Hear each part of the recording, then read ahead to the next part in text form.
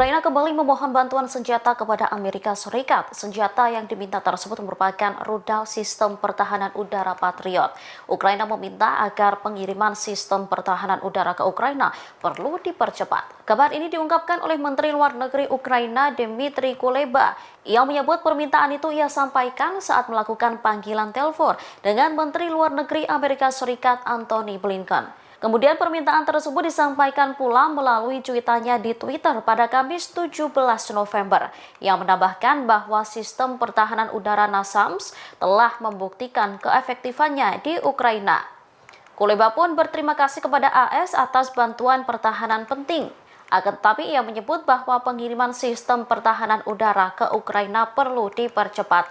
Dirinya lantas menyebut jika Rusia bertanggung jawab terkait teror rudal yang dilakukan pihaknya. Beberapa hari terakhir, militer Vladimir Putin kembali menggempur infrastruktur energi Ukraina. Akibat serangan itu, sebanyak 10 juta warga Ukraina menghadapi pemadaman listrik setiap hari. Padahal saat ini sudah mulai memasuki musim dingin yang panjang.